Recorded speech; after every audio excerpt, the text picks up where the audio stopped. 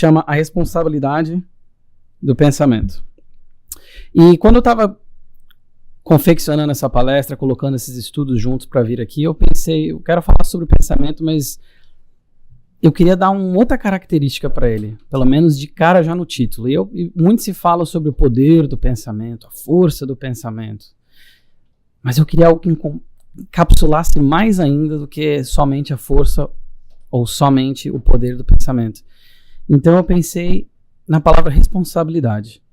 E a responsabilidade do pensamento, por ser esse poder, esse instrumento tão forte, como vamos ver aqui, tão importante para a nossa evolução espiritual, traz uma responsabilidade. E eu tirei, na verdade, a palavra responsabilidade, fiz associação com o poder de uma frase que ficou famosa num filme de 2002, o meu super-herói favorito, do Homem-Aranha. Que o tio dele fala, com grande poder vem grande responsabilidade. E eu pensei, nossa, é exatamente isso. O pensamento, que é esse grande poder, esse grande instrumento que a gente tem, vem com uma grande responsabilidade, como qualquer habilidade, qualquer coisa que nós trazemos. Então, e eu fui pesquisar, eu falei, mas será que foi realmente o Stan Lee? Será que foi realmente apareceu essa frase? E eu vi que, na verdade, essa frase, alguns atribuem a Voltaire, outros atribuem até Winston Churchill, mas ela vem mais de trás ainda, uma derivação dela. Vem da Bíblia. A quem muito foi dado, muito será exigido. E a quem muito foi confiado, muito mais será pedido. Que é justamente isso. Essa responsabilidade que vem com muito que nos foi confiado. E o pensamento, da forma que ele é, com as características que ele tem, com o poder que ele tem, nos foi confiado e traz muita responsabilidade com isso. Então, falando sobre frequência vibratória, para começar a entender um pouco sobre esses mecanismos do pensamento, nós entendemos, e talvez para quem já tenha visto alguma outra palestra sobre pensamento, eles comentam bastante sobre a questão do rádio. A frequência é que nem um rádio, você sintoniza numa certa frequência e tudo mais. E tem pessoas novas, talvez nem sabem direito o que é isso aqui. Mas eu me lembro, eu nasci em 88, crescendo, eu lembro bastante desse negócio do rádio, que você tinha que ficar tentando achar a frequência que você queria certinho, dava aquela viradinha para ficar perfeito lá, e é mais ou menos isso aí com nossos pensamentos também. Quando a gente fala, vamos aumentar a frequência vibratória, vamos vibrar, vamos subir a nossa frequência, é mais ou menos essa analogia que se faz com o rádio com relação ao nosso pensamento. Mas fica um pouco até limitado, porque o rádio, quando você sintoniza na frequência, está recebendo a frequência e você está sintonizando de uma forma. Quando você sintoniza, você está recebendo de uma forma quase passiva. Só que nós vamos ver que o pensamento ele é muito, muito ativo. Então eu achei que talvez uma analogia interessante para adicionar aqui seria como se fosse uma antena, que nós estamos transmitindo e recebendo, nós somos a antena e o rádio ao mesmo tempo, transmitindo e recebendo muito nesse intercâmbio, tanto com o plano invisível quanto o plano dos encarnados, através do nosso pensamento. E nós tentaremos então ser como uma antena que nem essa daí. E eles falam também nos livros que quando pensamos, emitimos ondas mentais que transportam energia. Então transporta algo. E o nosso cérebro, ele é como um aparelho emissor e receptor das ondas mentais. Os pensamentos atravessam a atmosfera em todas as direções e a todo instante. E os espíritos, então, falando ainda sobre essa questão de vibração, de frequência, os espíritos mais elevados ainda têm uma frequência, conseguem emitir um pensamento, uma frequência de onda com mais frequência e com um comprimento mais curto. Então conseguem penetrar em mais pensamentos ainda, e a matéria densa é o contrário, é mais lenta e um comprimento de onda maior, então ela não consegue adentrar em tantos momentos. E é interessante porque o pensamento, quando a gente está falando do pensamento, a força do pensamento, o poder do pensamento, é um pouco difícil de mensurar, entre aspas, porque nós ainda somos muito São Tomé, vê para crer. E é difícil mensurar isso, porque o pensamento tem um poder, uma responsabilidade que traz para a gente muito importante, mas às vezes a gente não consegue ter essa relação direta através da observação empírica. Então, coloquei ali que nós costumamos acreditar às vezes na influência das ondas invisíveis do pensamento, mas isso se dá principalmente pelos nossos sentidos ainda, daqui nesse nosso estágio evolutivo, no planeta que nós nos encontramos, ainda serem muito rudimentares. Nosso aparelho ainda é extremamente rudimentar para que nós consigamos enxergar o pensamento como espíritos mais evoluídos conseguem enxergar e manipular e tecer imagens e etc. Então, vale o pensamento, perdão, pelo trocadilho, vale aqui a reflexão sobre o pensamento de, se nós não vemos, precisamos realmente ver para quê? Para crer, e as outras coisas que nós não vemos, né? Se você abanar a sua mão aqui, você não está vendo o ar se deslocar, mas você vai sentir um ar aqui vindo em você, não vai? Você não está vendo aquele ar.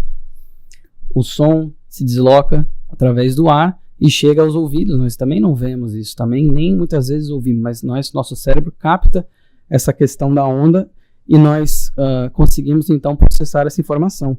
E no livro A Gênese ele faz inclusive uma alusão a isso, quando ele fala que nossos pensamentos são como sons de um sino que fazem vibrar todas as moléculas do ar ambiente. Está na Gênese.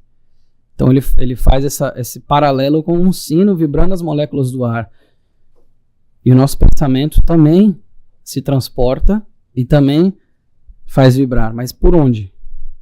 Pelo ar, talvez? Por isso aqui.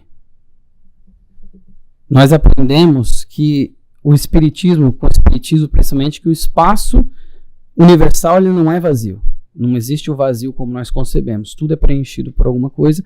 E esse fluido cósmico universal, fluido primário, etc., é o veículo do pensamento. Da mesma forma que o ar é o veículo, é o meio de transporte do som. Esse aqui é o meio de transporte. Então nós temos um meio de transporte para os nossos pensamentos. Com a diferença que o som transportado pelo ar tem um limite de distância, de frequência muito curto. O nosso pensamento, não. Nosso pensamento é mais rápido que a luz e vai até o infinito. É incrível. É uma coisa que ainda a gente nos estamos habituando a tentar entender como que é isso. E eles falam ainda mais que os espíritos atuam sobre os fluidos espirituais, não manipulando-os como o homem manipula os gases, mas empregando pensamento e a vontade. Pensamento e vontade são duas palavras que vão juntas, muito, muito interessante e de forma muito importante. Nós vemos no livro Pensamento e Vida do Emmanuel bastante sobre essa questão da vontade, utilizando-se do pensamento. E eles continuam dizendo que para os espíritos o pensamento e a vontade são o que é a mão para o homem. Então aquilo que nós conseguimos manipular, conseguimos criar, fazer, imagine talvez um escultor trabalhando com barro, seria isso aí, com pensamento e a vontade para esses espíritos, principalmente vamos falar de espíritos superiores, manipulando esse pensamento dessa forma, da mesma forma que a nossa mão manipula um barro, por exemplo. E eles continuam dizendo então, pelo pensamento eles imprimem aqueles fluidos tal ou qual direção, os aglomeram, combinam ou dispersam, organizam com eles conjuntos que apresentam uma aparência, uma forma, uma coloração. Então, basicamente, eles têm essa liberdade, essa capacidade, esse poder de manipular esse fluido cósmico através do pensamento e da vontade, de uma forma que nós conseguimos fazer também, mas ainda estamos tateando, ainda estamos aprendendo na nossa escalada evolutiva. E eles continuam também, só para finalizar, quando pois o pensamento é dirigido a um ser qualquer na Terra ou no espaço, ou seja, nosso plano aqui, ou um plano, vamos supor, um plano espiritual, de encarnado para desencarnado, ou desencarnado para encarnado, ou seja, vice-versa, estabelece uma corrente fluídica entre um e outro, transmitindo o pensamento, da mesma forma que o ar transmite o som. E aqui está a analogia de novo com relação ao ar, ao som sendo transmitido através disso. Então, o nosso pensamento, nós sabemos que não tem o vazio, ele é transportado através desse fluido cósmico universal. E agora a gente fala de mente, outra palavra que a gente também ouve falar bastante, a mente, o nosso campo mental. E tem eu achei inúmeras mensagens falando sobre o campo mental e mente, mas eu trouxe uma que eu achei muito, muito bonita a visualização dela, que é Entre a Terra e o Céu, do André Luiz, no Ação e Reação, psicografado pelo Chico Xavier, do André Luiz. Ele fala assim: imaginemos a mente, o Druso, que é o instrutor, fala isso para o André Luiz, imaginemos a mente como um lago. Se as águas se acham limpas e pacificadas, a luz do firmamento pode retratar-se nele com segurança. Esse é o nosso campo mental. Como que nós queremos que esteja a casinha dos nossos pensamentos, como esse lago límpido, pacífico, claríssimo, para que a luz do firmamento possa retratar-se nele com segurança. Mas, se as águas vivem revoltas, as imagens se perdem ao quebro das ondas móveis, principalmente quando o lodo acumulado no fundo aparece à superfície. Então aí fica o primeiro questionamento, o primeiro convite, a nossa própria reflexão, como é que está o nosso campo mental? Está mais assim ou está mais assim? E como que a gente quer chegar na primeira imagem? Eles continuam dizendo, cada qual de nós vive e respira nos reflexos mentais de si mesmo, angariando as influências felizes ou infelizes que nos mantêm na situação que buscamos. Lembra do rádio e da antena, nós estamos nesse intercâmbio constante. Então, o nosso campo mental, da forma que nós preparamos, está sendo influenciado o tempo todo por nós e pelos outros. E aí vem a questão do vigiai e do orai, que é imprescindível, eu acredito, falar sobre pensamento sem mencionar essas duas palavrinhas tão fortes que a gente encontra bastante, o vigiai e o orai. E a primeira delas que eu quero explorar é a questão do vigiai. Isso está em Mateus 26:41, e eles comentam que o pensamento se propaga e une todos os espíritos, sejam encarnados ou desencarnados, pela similaridade de sua vibração. Ou seja, novamente essa palavra, vibração, visitando essa questão do conhecimento sobre o campo mental, sobre o pensamento. Então, eles comentam que da exortação de Jesus do Vigiai e Orai tem muito a ver com isso, sobre essa lei universal da atração, que nós sabemos a lei da ação e reação. Mas vigiai o que então? Vigiai e orai. Orai parece mais intuitivo. Vigiai o quê? Vigiai os pensamentos. Porque antes de qualquer ação tem um pensamento por trás. Cada qual de nós vive e respira nos reflexos mentais de si mesmo, angariando as influências felizes ou infelizes que nos mantêm na situação que buscamos, como eu falei desse intercâmbio. Mas tem uma dificuldade enorme de controlar esse nosso pensamento. Eu coloquei em itálico a palavra controlar. É difícil controlar, disciplinar o nosso pensamento dentro do nosso campo mental. Querem ver? Com coisas simples, não precisa nem ser coisa muito fora do nosso dia a dia. Existem coisas externas que acontecem que muitas vezes manipulam o nosso pensamento. Quando algo não vai do jeito que a gente quer, ou quando uma coisa não sai como pretendíamos, ou como queríamos que saísse, isso consegue afetar muito essa nossa vibração e nosso pensamento, que é uma criação, que nós vamos ver, também é manipulado e alterado com relação a isso. Então, como eu falei, vou dar um exemplo bem simples aqui. Eu quero que vocês façam o exercício aí de controlar o pensamento de vocês agora. E eu não quero que vocês pensem no urso polar. Não visualizem um urso polar branquinho, com pelinho. Não visualizem. Eu sei que todo mundo aqui pensou numa bola de futebol, alguma coisa. Não pensou no urso polar, né? Preto. Uma alteração. Mas o que eu falei para vocês, não pensem num urso polar, não pensem num crocodilo. Isso é um fator externo que influenciou o pensamento de vocês. Vocês visualizaram, pelo menos a maioria, eu imagino, conseguiu visualizar aquilo que eu falei, sem ter controle do que eu ia falar. Vocês não sabiam o que eu ia falar. Então tem muitas coisas ao nosso redor que nós não conseguimos controlar. O nosso ambiente externo, nós não conseguimos controlar da forma que nós gostaríamos ou da forma que seria mais fácil para a gente. Como foi esse exemplo inócuo que eu dei dessa visualização do urso polar. Tanto que no campo da psicologia clínica, existem, nas últimas décadas, as maiores intervenções clínicas que a gente tem na psicologia são voltadas à questão do pensamento. Terapia cognitivo-comportamental, terapia de aceitação e compromisso, e voltadas justamente nessa questão do pensamento, comportamento e intercâmbio com as emoções. Então, o que fazer então? Vamos estudar, a gente vai ver o que a gente pode fazer com relação a isso. E lembrando que a forma nada vale, o pensamento é tudo. No livro Pensamento e Vida, que é uma obra do Emmanuel, ele fala justamente sobre essa questão do pensamento e essa questão da nossa vida, e vai até a assuntos bem mais profundos que eu não vou abordar aqui hoje, mas fica a dica de leitura para vocês do Pensamento e Vida.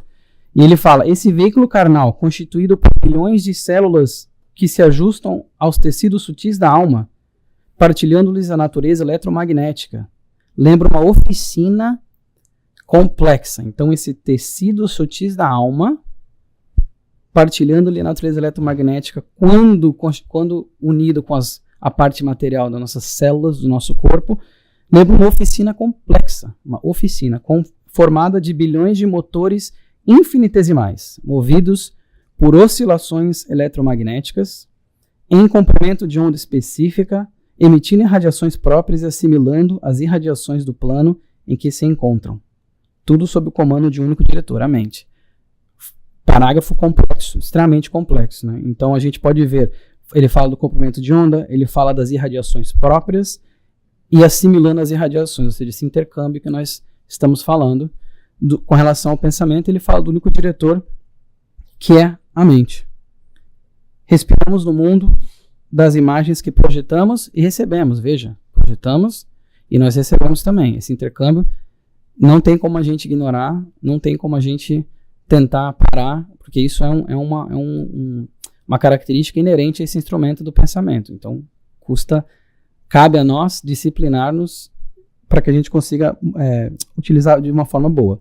Por elas, estacionamos sob a fascinação dos elementos que provisoriamente nos escravizam e, através delas, incorporamos o fluxo renovador dos poderes que nos induzem à purificação e ao progresso. E aí uma outra frase também que é repetida, que é muito bonito, que fala que o reflexo mental mora no alicerce da vida. Então, até aqui vocês podem ver como é importante essa questão de nós compreendermos bem o pensamento, essa responsabilidade que nós temos de ter adquirido esse instrumento, que é justamente o nosso pensamento. Vamos falar então de mediunidade um pouquinho, porque é impossível, eu acho, que falar de pensamento sem entender essa questão do intercâmbio com o mundo invisível. Sentindo, mentalizando, falando, agindo, sintonizamos-nos com as emoções e ideias de todas as pessoas, encarnadas ou desencarnadas da nossa faixa de simpatia. Encarnadas ou desencarnadas. Nós sintonizamos com isso. O que nós fazemos quando temos a oração aqui, que a Sandra fez, uma oração belíssima antes aqui? Estamos todos sintonizando nessa frequência vibratória, nessa faixa vibratória. E isso com o plano dos desencarnados também, todo mundo sintonizando. Então, por isso que cria esse ambiente tão gostoso que vocês vêm aqui no Centro Espírita e falam, nossa, parece que o ar é diferente. Então, tudo tem a ver com essa faixa vibratória, essa questão do pensamento. Os pensamentos assemelham-se a tintas multicoloridas. Olha que legal, que bonita essa frase. Está na semente de mostarda. A ação é o pincel que formará os quadros em que passarás a viver. Tintas coloridas, e a ação é esse pincel, mas as tintas estão ao dispor. As cores estão ao dispor do pincel. E o pincel é justamente essa ação, que pode ser uma fala, pode ser um ato, para conseguir pintar com as cores que nós queremos. Então, quais pensamentos que nós estamos pintando, quais cores que nós estamos utilizando para nossas ações. E aqui no Livro dos Espíritos, na pergunta 457, os espíritos podem conhecer os nossos mais secretos pensamentos? Muitas vezes conhecem aquilo que desejaríeis ocultar de vós mesmos. Nem atos, nem pensamentos lhe podem ser dissimulados. Olha que interessante. Então a gente acha que essa privacidade do nosso campo mental aqui é essa caixa fechada, vedada, que nada sai, que é nosso, e na verdade não é.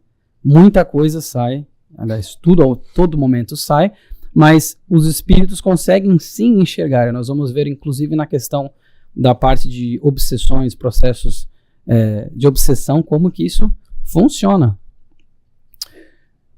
Os espíritos, pergunta 459, então. Os espíritos influem em nossos pensamentos em nossos atos? Muito mais do que imaginais, pois frequentemente são eles que vos dirigem. Muito mais que vos imaginais, que imaginais. É uma resposta, para mim, extremamente contundente, interessantíssima, porque é mais do que a gente imagina. Então, se a gente acha que tem esse intercâmbio, que os espíritos conseguem nos influenciar, eles estão dizendo muito mais do que você imagina. O que traz mais ainda a questão da responsabilidade que nós temos que ter com o nosso pensamento, porque eles nos influenciam como? Através do pensamento. Então, e ele fala, pois frequentemente são eles que vos dirigem. Sim, muitas vezes nós temos intuições, que às vezes a gente fala, nossa, mas eu pensei isso e não sei de onde que veio. E até no plano dos encarnados mesmo, a gente consegue ter uma telepatia que nós nem temos conhecimento verdadeiro ainda de quão forte é. Quem nunca teve a situação de falar, nossa, a pessoa te manda uma mensagem, liga, nossa, estava pensando em você. Não é o acaso. Essa criação mental foi até aquela pessoa, a pessoa entrou nesse intercâmbio, mandou uma mensagem, te ligou, enfim, você fala, nossa. Ou até mesmo enxergar algo que a pessoa estava pensando, e a gente não precisa ir para efeitos mediúnicos altamente complexos para ver que isso acontece no nosso dia a dia, acontece com a gente. E aí na pergunta 460, que não está aqui, mas eles fazem um follow-up quase da pergunta, fala, além dos pensamentos que nos são os próprios, haverá outros que nos são sugeridos? E aí eles respondem, vossa alma é um espírito que pensa. Ou seja, nós somos um espírito em um corpo.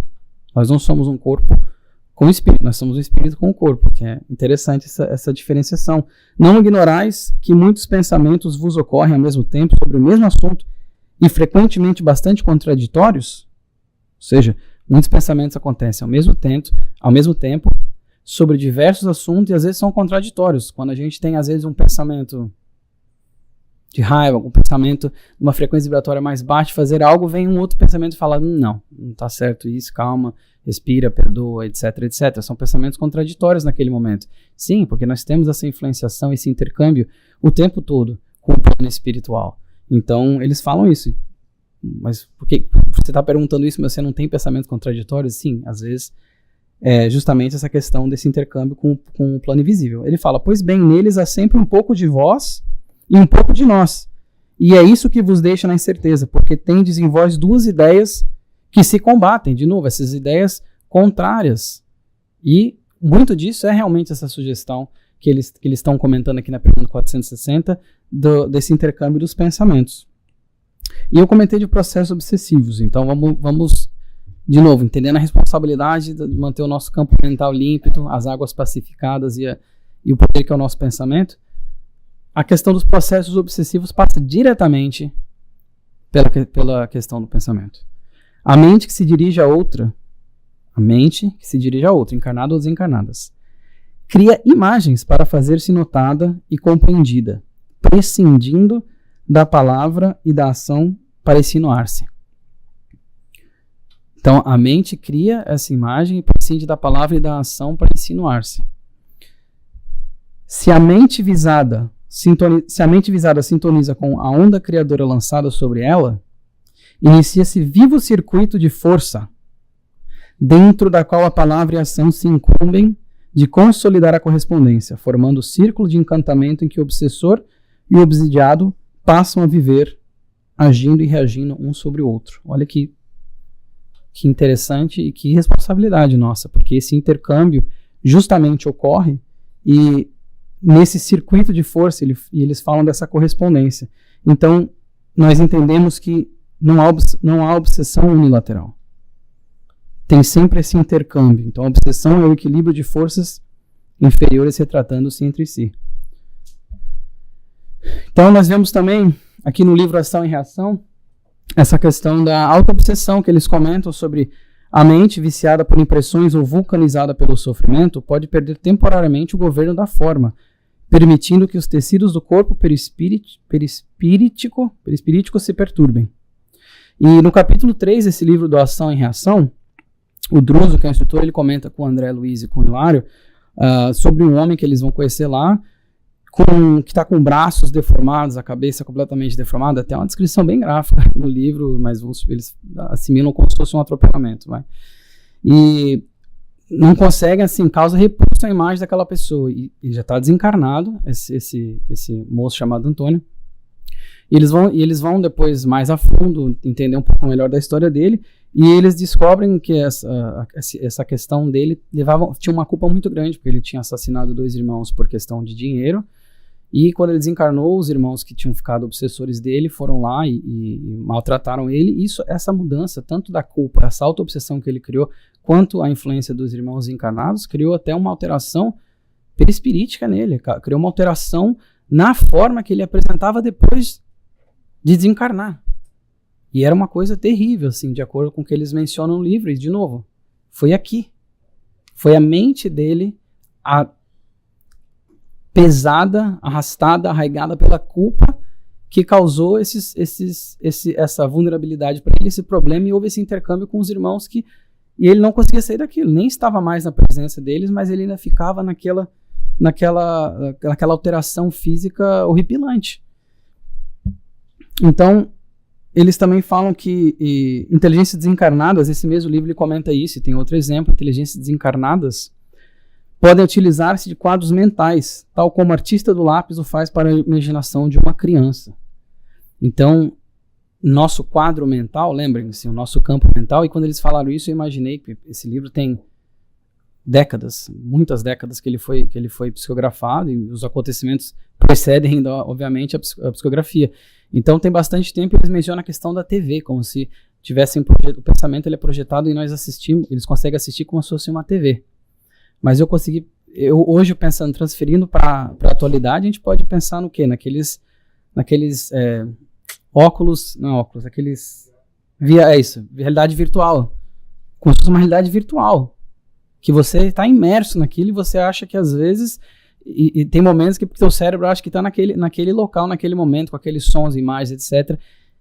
E qual que é o perigo disso? O perigo disso é justamente que tipo de pensamentos e imagens nós estamos criando, que frequência vibratória nós estamos.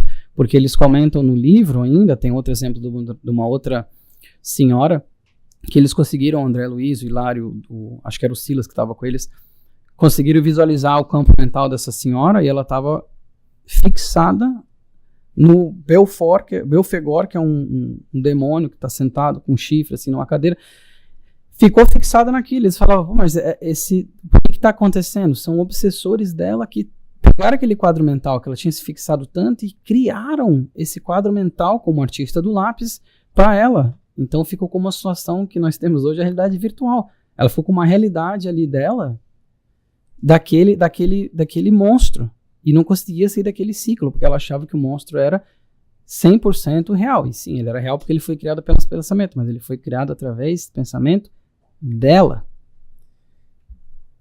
E o inferno, então, e as zonas umbralinas, os umbrais que nós conhecemos, vários estágios de umbral, são mantidos pelos pensamentos. A frequência vibratória, a faixa vibratória que dita essa questão da chegada e da permanência no umbral. E nós podemos ver também zilhões de livros do André Luiz, inclusive o Nosso Lar, essa questão da faixa vibratória, como muitas vezes eles não conseguem enxergar uma ajuda que está na frente deles, por causa da frequência vibratória deles.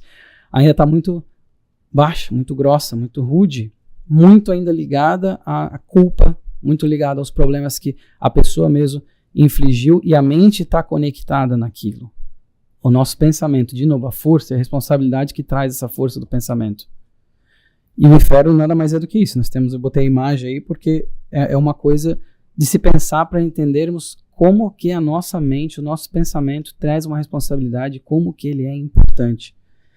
Eles falam nesse livro do Ação e Reação, nas zonas infernais propriamente ditas, apenas residem aquelas mentes que, conhecendo as responsabilidades morais que lhe competiam, delas se ausentaram deliberadamente, com o louco propósito de ludibriar o próprio Deus. As mentes que conheciam suas responsabilidades se afastaram dela. Inclusive, eu vi uma vez uma palestra falando que a culpa ela nada mais é do que resultado entre aquilo que nós estamos fazendo e aquilo que nós sabemos que, no fundo do coração, que devemos fazer. Que as leis de Deus são escritas aonde? Na consciência. Quanto maior a discrepância, maior a distância entre essas duas coisas, maior a culpa. Eu achei fantástico esse pensamento, essa ideia que foi apresentada nessa palestra, acho que foi do Arthur Valadares.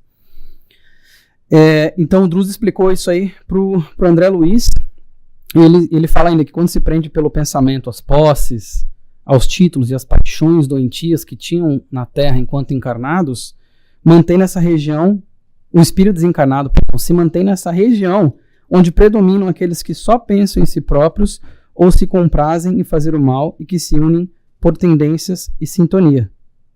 E ele fala que é nessa zona que se estendem os fios invisíveis que ligam as mentes humanas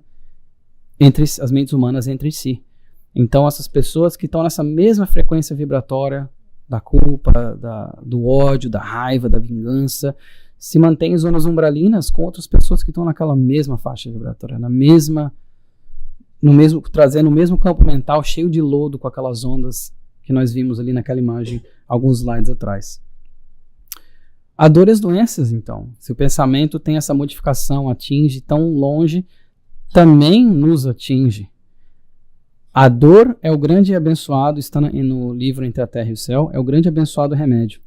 Reeduca-nos à atividade mental, reestruturando as peças de nossa instrumentação e polindo os fulcros anímicos de que se vale nossa inteligência para desenvolver-se na jornada para a vida eterna. Então a dor é esse instrumento, a doença, muitas vezes, que muitas vezes é a tradução da dor, vem para ser esse grande balizador, para nos colocar de volta num caminho que às vezes nós nos desviamos. É nesse estado negativo que, martelados pelas vibrações de sentimentos e pensamentos doentios, atingimos o desequilíbrio parcial ou total da harmonia orgânica, enredando corpo e alma nas teias da enfermidade com a mais complicada diagnose de patologia clássica. Isso também está nesse livro do Entre a Terra e o Céu. Ou seja, o nosso pensamento mesmo, às vezes, criando essas dores e essas doenças, ou mantendo-as,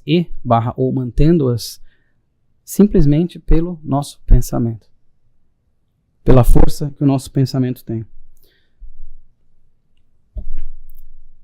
E eles continuam ainda dizendo assim: a dor, depois do poder de Deus, é a única força capaz de alterar o rumo de nossos pensamentos, compelindo-nos a indispensáveis modificações, com vistas ao plano divino, a nosso respeito, de cuja execução não poderemos fugir sem graves prejuízos para nós mesmos. Isso aqui nada mais é do que a lei de ação e reação. Quando nós estamos fugindo da responsabilidade, às vezes vai vir uma doença, vai vir uma dor, para nos colocar de volta naquele caminho. Porque não tem como fugir de débitos que nós adquirimos ao longo dos nossos erros, das nossas experiências, porque nós ainda somos imperfeitos. E nós erramos. E erramos muito. E a legião que está dentro de cada um de nós já errou bastante. E nós temos que só aprender com esses erros e seguir em frente. Porque se a gente tenta fugir, não vai fugir por muito tempo, se fugir. Pode ter certeza. Por sinal, fazendo um adendo aqui, esse livro Entre a Terra e o Céu, para quem não leu ainda, recomendo muitíssimo a leitura. Da série do André Luiz, acho que particularmente depois do Nosso Lar, é meu favorito. Parece uma novela mexicana, de tão interessante que é o livro de 7, 8 personagens que numa vida cada um foi isso, e roubou e matou daquele, não sei o quê, daí eles reencarnam em outras condições e sofrem para fazer essa reaproximação, esse perdão, trabalhar o amor. E é interessantíssimo, porque normalmente os livros da série do Mundo Espiritual do André Luiz, você conhece personagens distintos, eles vão aprendendo coisas diferentes. Nesse aqui eu falo assim, parece uma novela, eu digo no bom sentido, que é um aprendizado tão grande, são 7, 8 personagens que estão interligados e a gente vai acompanhando eles nessa progressão deles para conseguirem fazer o perdão, atingir o amor e tudo mais. Recomendo bastante. Entre a Terra e o Céu, acho que é o 7º, se eu não me engano, da série. Então, falando... Hã? Maravilha, olha aí. Então, a Sandra falou que vão estudar ele aqui. Então, fica aí, nem sabia, tá vendo? Então, maravilha, estamos no terceiro. Então, já vão chegar nesse aqui, é maravilhoso. Sinceramente, eu acho maravilhoso. Então, vamos chegar lá. Mas quem quiser ler antes do professor da aula, melhor ainda. Então, a dor e as doenças, continuando ainda, esse aqui vai estar nos domínios da mediunidade, a doença como resultante do desequilíbrio moral sobrevive no perispírito, alimentada pelos pensamentos que a geraram, quando esses pensamentos persistem depois da morte do corpo físico. Claro, porque nós somos espíritos, o espírito pensa, o nosso corpo foi embora, o nosso espírito continua, e a gente continua tendo esses pensamentos. Então, muitas vezes, essa dor e as doenças persistem, como eu dei o exemplo daquele do Antônio, que estava totalmente desconfigurado e tudo mais. Depois da morte no corpo físico, prosseguimos desenvolvendo os pensamentos que cultivávamos na experiência carnal. E o pensamento, ele espalha nossas próprias emanações em toda a parte que se projeta. Deixamos vestígios espirituais onde arremessamos os raios de nossa mente. Assim como o animal deixa no próprio rastro o odor que lhe é característico. Olha que interessante. Esses rastros mentais que nós deixamos com as nossas vibrações mentais, com os nossos pensamentos. Inclusive tinha uma colega de quando eu morava no Brasil, muitos anos atrás, que palestrante, também trabalhadora, e ela falava que quando a gente tem pensamento negativo, assim, para alguém é como se a gente estivesse mandando um monte de bolinhas negras. E eu sempre visualizo isso agora. Então, com pensamento negativo, tô mandando bolinhas negras, deixa eu cortar isso. Então, eu sempre tenho essa visualização. E, na verdade, imagino que não necessariamente seja isso, mas tem esses rastros que ficam para trás e eles falam como um animal. Que tem no próprio rastro o odor que ele é característico. Então, o pensamento que a gente projeta deixa botar entre aspas, um odor, um rastro nosso que é característico. Sim, porque, de novo, um fluido cósmico universal. O pensamento não se propaga no vazio. Ele se propaga em algo. E aí, ainda no livro Nos Domínios da Mediunidade, eles dão 2 exemplos, que, inclusive, mergulhando um pouco sobre a questão das formas de pensamento, que eles falam que o Aulus, né, o instrutor, eles estão visitando uma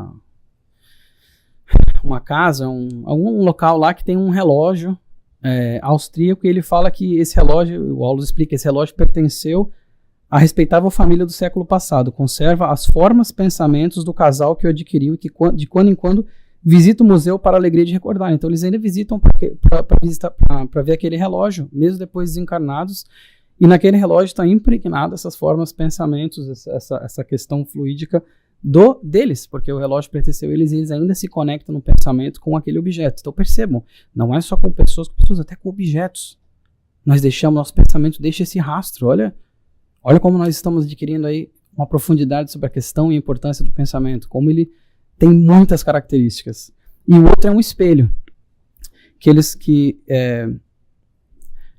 comentam, que o André Luiz comenta também do espelho, e o Aulus fala assim, cada objeto pode ser um mediador para entrarmos em relação com as pessoas que se interessam por ele e um registro de fatos da natureza. E nesse relógio aí, eles observam que tem uma mulher desencarnada, melancólica, muito triste, perto desse espelho, e o Aulus vai lá, toca no espelho, enfim, consegue buscar um pouco mais por causa desse rastro, de novo, o rastro, que do pensamento dessa moça que impregnou no espelho, ele descobre que foi um presente que era de um rapaz que era noivo dela, mas ele acabou indo para a Europa, encontrou outra moça lá, casou, esqueceu dela, ela ficou fixada no espelho, que era o símbolo da volta do rapaz que ela amava. E ela, mesmo depois de desencarnada, ficava focada no espelho e deixou esses rastros que ele até comentou que era como se fosse uma substância esbranquiçada no espelho. Olha que interessante.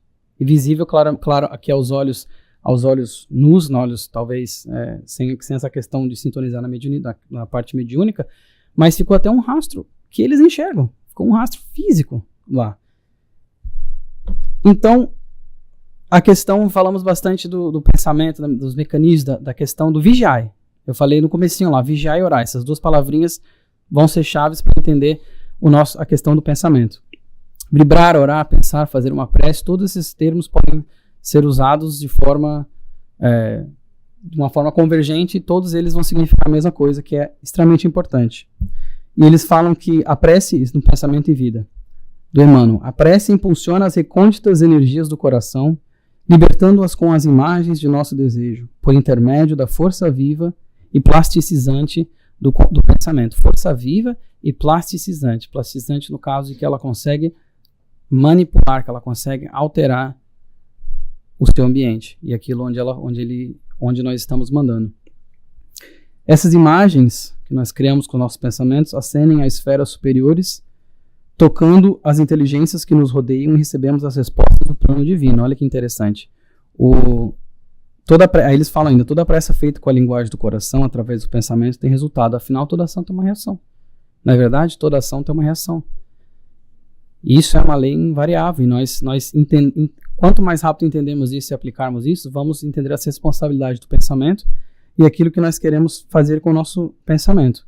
E na questão ainda da oração, a gente pode ver que tem um exemplo no livro do Entre a Terra e o Céu, o livro que eu recomendei há pouco tempo atrás, da menina que a madrasta tá muito mal, a família tá ruim, e ela faz uma prece para a mãe dela, tá com a foto, ela faz uma prece à mãe dela, que a mãe dela já é desencarnada, tinha a madrasta, o irmãozinho dela faleceu, enfim, não vou dar spoiler aqui do livro, mas ela faz uma prece para a mãe dela, pedindo para a mãe dela vir ajudar a situação lá, porque ela ama muito a mãe, poxa, minha mãe desencarnou, que ela vinha aqui nos ajudar, só que ela não sabe que a mãe dela tá lá obsidiando a madrasta, num intercâmbio. Então a mãe dela não consegue ajudar ela por causa da frequência vibratória no estado que ela se encontra, e a prece da menina vai para onde? Vai para o plano espiritual, e é quando eles conseguem vir e ajudar a menina. Então eles chamaram isso aí de prece refratada. Eu achei interessante isso, porque, de novo, toda ação tem uma reação. Então, e aí no Evangelho segundo o Espiritismo, falando sobre a questão da oração, eles falam que não é pela multiplicidade das palavras que sereis escutados, mas pela sinceridade delas. Olha que lindo. Senhor, e a coisa do vigiar é muito importante, a gente conhece que é aqui mesmo. Sim. Né? Porque a história do vigiar é você vigiar para que você se conheça a ponto de quando vier um pensamento, você entender se é o seu ou se é a influência de algum espírito querendo tirar da área, certo? Sim, uma vez que a gente tem esse conhecimento, a gente vai o passo à frente, que é o que fazer com aquilo. Porque o pensamento cria, o pensamento é muito poderoso. Então, uma vez que a gente consegue distinguir isso aí, se a gente, através desse autoconhecimento que é muito importante, nós conseguimos entender melhor onde que nós estamos ainda, onde que nós ainda podemos melhorar, onde que nós ainda devemos trabalhar a nós mesmos. Então, ponto importante mesmo. E aí, entre a Terra e o Céu, eles comentam ainda que nossa posição mental determina o peso específico de nosso envoltório espiritual e, consequentemente, o habitat que lhe compete.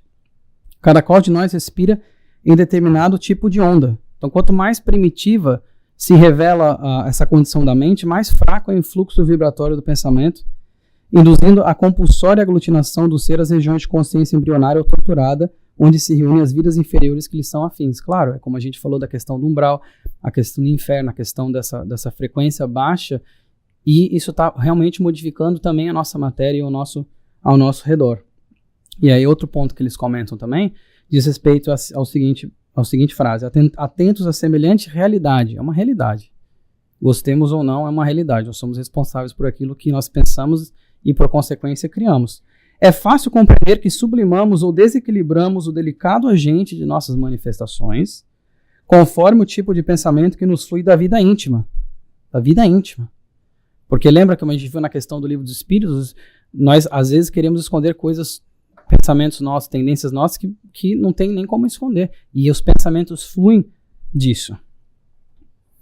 A palavra, qualquer que ela seja, surge invariavelmente dotada de energias elétricas específicas, libertando raios de natureza dinâmica. Dinâmica no sentido de sempre estão se movimentando, sempre estão se modificando. A mente é um incessante gerador de força por intermédio de fios positivos e negativos do sentimento e do pensamento, produzindo o verbo, que é sempre uma descarga eletromagnética regulada pela voz. Então a palavra, quando nós emitimos essa palavra, nós não estamos somente movimentando o ar para o som se deslocar e você estar ouvindo minha voz através do alto-falante. Nós estamos movimentando também esse fluido através dos pensamentos e do sentimento que nós estamos colocando na palavra. Então tem muito mais. E de novo, a palavra nada mais é do que um reflexo do nosso pensamento. Na mente reside o comando. Eles falam que o cérebro é o dínamo que produz a energia mental e na vontade que nós temos o controle. No livro Pensamento e Vida, o Emmanuel fala bastante dessa questão da vontade sendo esse balizador da questão do pensamento. Na mente reside o comando. A consciência traça o destino. Vi o mouse do Walter vindo aqui na atualização. A consciência traça o destino, o corpo reflete a alma. Toda agregação de matéria obedece aos impulsos do espírito. Nossos pensamentos fabricam as formas que nos utilizamos na vida. Então o pensamento é o quê? É criação. E no livro Vinha de Luz, na mensagem 97, chamada O Verbo é Criador, eles comentam que o que sai do coração e da mente pela boca é força viva e palpitante. De novo, não é só deslocamento de ar, e as palavras que nós soltamos, às vezes, em frequências vibratórias mais baixas, frequências mentais mais baixas, elas têm, sim, um impacto muito maior do que a gente imagina, como também quando a frequência está mais alta, palavras mais positivas e engrandecedoras. E eles falam que é força viva e palpitante. Ou seja, o que sai pela boca é força viva e palpitante, envolvendo a criatura para o bem ou para o mal, conforme a natureza da emissão. Os elementos psíquicos que exteriorizamos pela boca são potências atuantes em nosso nome, fatores ativos que agem sobre nossa responsabilidade. Aqui a palavra de novo, responsabilidade. Nós temos responsabilidade sim, pelo que está da nossa boca, mas antes de sair da nossa boca, passou para o nosso campo mental. É um pensamento externalizado, aquilo que sai. E nós, muitas vezes, nem precisamos só pensar nas palavras e o que sai da boca. Nós podemos pensar em momentos em que a gente, com um olhar, a gente sente o que a pessoa está sentindo. E a gente entende. Seja pro lado um sentimento positivo, seja um sentimento negativo. Mas o que sai da boca procede do coração e isso contamina o homem. Quem falou isso aí foi Jesus. Então já, de novo, essa convergência dessas informações. Pensar, então, é criar. Nós passamos a entender que nós estamos criando quando nós estamos pensando, mesmo que não saia pela boca o nosso pensamento. Nós estamos criando a todo momento. Todas as obras humanas constituem o pensamento das criaturas. Isso aí está no nosso. E é interessante que eles falam: o mal e o bem, o feio e o belo viveram, antes de tudo, na fonte mental que os produziu. E é muito interessante pensar isso, eu acho, porque tudo que foi criado, tudo que existe, passou pelo campo mental antes. Todas as criações. A má conversação corrompe os pensamentos mais dignos. De novo, a palavra ela modifica. Então nós temos que ficar sempre o quê? Vigiando os nossos pensamentos e orando para que consigamos elevar ainda mais a nossa questão vibratória. E eles falam que a realidade dessa criação pode não exteriorizar-se de súbito. Ou seja, não pode ser que a ação e reação não venha imediatamente, mas sempre vai ter uma reação para qualquer ação que nós tenhamos. Mas o objeto formado pelo poder mental vive no mundo íntimo, exigindo cuidados especiais para o esforço de continuidade, para que continue, ou extinção. Ou seja, aquilo que nós criamos, mesmo que nós não externalizamos, vive aqui dentro. E vai caber a gente dar prosseguimento àquilo, àquela criação, ou extingui-la. Nossos atos, isso aí está no ação e reação, tecem asas de libertação ou algemas de cativeiro para nossa vitória ou para nossa perda. A viagem ao sepulcro nos ensinou que nos achamos indissoluvelmente ligados às nossas próprias obras. E o pensamento, sim, é uma obra nossa também. Nossos pensamentos criam. Todo espírito é um núcleo irradiante de forças que criam, transformam ou destrói. E ele ainda fala, André Luiz ainda fala que essas forças, muitas vezes irradiadas em vibrações que a ciência terrestre presentemente não pode conhecer. Ele falou décadas atrás, mas ainda hoje, os instrumentos ainda são limitados que nós temos na ciência terrestre. Então a responsabilidade é o quê? Nosso espírito residirá onde projetamos nossos pensamentos. É simples. Quais sementes dos pensamentos? Então a pergunta que eu deixo para todos nós como autorreflexão: estamos germinando em nós e quais estamos semeando? Se nós pensarmos como pensamentos, como sendo sementes que nós estamos distribuindo, em nós mesmos inclusive, quais tipos de sementes nós estamos distribuindo? Porque o pensamento é energia radiante. Ele cria, ele modifica. Então nós temos essa responsabilidade de saber que nós temos esse instrumento que cria, que modifica, que irradia, não só a nós mesmo, como aqueles que estão ao nosso redor e desencarnados ao nosso redor também. Ou longe também. É incrível. Pensamento, força viva e atuante, cuja velocidade supera a da luz, emitidos por nós, está no ação e reação, voltam invariavelmente a nós mesmos, ação e reação, compelindo-nos a viver em sua onda de forma criadoras que se fixam no espírito quando alimentadas pelo combustível de nosso desejo ou de nossa atenção. Onde nós focamos, aquilo vai se criar, vai crescer. Por quê? Porque o nosso pensamento cria, modifica. Nós adquirimos esse instrumento de tanta responsabilidade que é a questão do pensamento através da nossa própria evolução. Nossa passagem dos nossos espíritos pelo reino mineral, vegetal, animal, tudo essa é uma evolução. Nós agora temos esse instrumento, como seres humanos e aqui no planeta Terra, que foi adquirido pela nossa evolução e é um instrumento que nós temos, gostemos ou não, que tem uma grande, grande força e traz consigo, como disse o tio do Homem-Aranha, um grande poder, grande responsabilidade. Então é importante a gente focar em renovar os pensamentos. E não é tão fácil como parece, está no fim de luz. Demanda capacidade, renúncia e dominação de si mesmo. Diante do Senhor, aqui é a mensagem. O problema fundamental do nosso espírito é a transformação para o bem com a elevação de todos os nossos sentimentos e pensamentos. Elevação dos pensamentos nessa questão da energia vibratória e dessa criação que nós temos. E a prática do bem, vamos dizer, simples e infatigável, pode modificar a rota do destino, em vez que o pensamento claro e correto, com ação edificante, pensamento claro e correto, com ação edificante, interfere nas funções celulares, tanto quanto nos eventos humanos atraem em nosso favor, por nosso reflexo, melhorado e mais nobre amparo, luz e apoio, segundo a lei do auxílio, tá? No pensamento e vida, isso. Ou seja, o pensamento e a ação, eles conseguem, a ação através do pensamento, nós vamos dar um passo adiante, modifica não só o micro, está falando em questão celular, gente, o micro, mas também o macro, e consegue atingir e modificar trajetos inteiros e destinos. Nós podemos, através de um pensamento ou uma ação traduzida num pensamento, ter séculos de dor ou séculos de esplendor. Então vamos colocar em prática aqui, chegando ao final do nosso estudo de hoje, colocando em prática o que aprendemos. Então a gente viu que o pensamento como instrumento, ele alcança encarnados, ele alcança desencarnados, ele nos conecta com os outros, destrói laços, modifica a matéria, nos prende ao passado ou nos liberta para as asas do futuro, viaja mais rápido que a luz. Tudo isso é o nosso pensamento e nós temos ao nosso dispor nesse momento esse instrumento que faz tudo isso que eu falei. Olha que interessante. Então, como é que a gente vai colocar em prática isso? Minha sugestão para vocês são duas. Primeiro, vigiai.